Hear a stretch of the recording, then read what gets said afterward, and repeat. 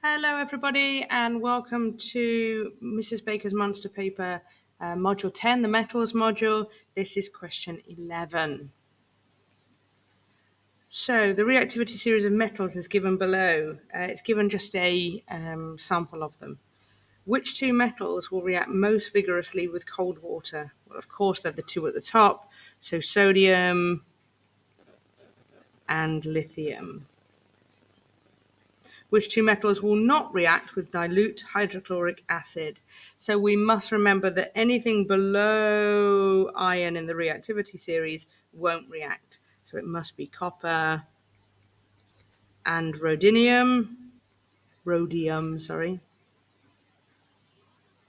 For this, you could have written the symbols or the name, it doesn't matter.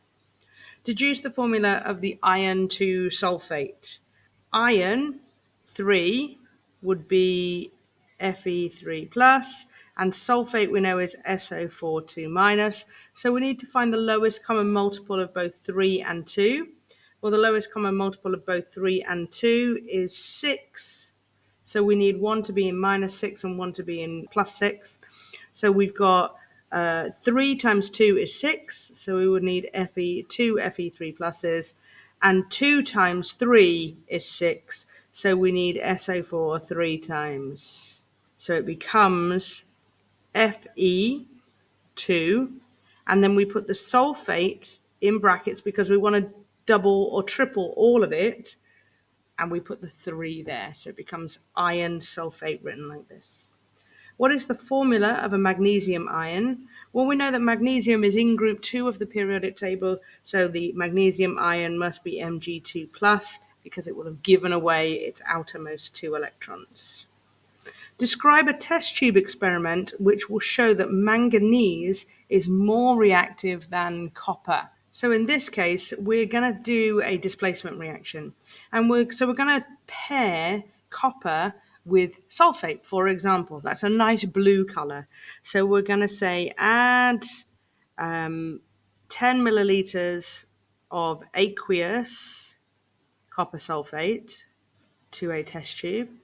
Then add a spatula of powdered manganese. We'd add powdered manganese in this case because the rate of reaction would be a lot quicker. If a color change is observed, we know the manganese has displaced the copper and is thus more reactive. So you can see that we bullet pointed it. 1, 2, 3 bullet points. Manganese is a typical transition metal. Predict 3 physical and 2 chemical properties of this metal. So we're looking for 3 physical and 2 chemical properties.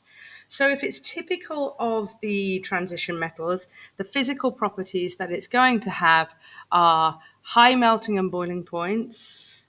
And you could have malleable, you could have ductile, you could have sonorous, you could have any of those things. But the physical properties would also be dense, because the transition metals are usually dense. The chemical properties that you could have, we need 3 physical properties. So high melting and boiling points, they would be dense, and then we could have malleable, we could have ductile, or we could have sonorous, any of those things. Chemical properties, well, they are things that we need a chemical reaction to find out. So some chemical properties of the transition metals are that it would be a good catalyst, and also it would have a variable oxidation state, because both of those things we would need a chemical reaction to prove.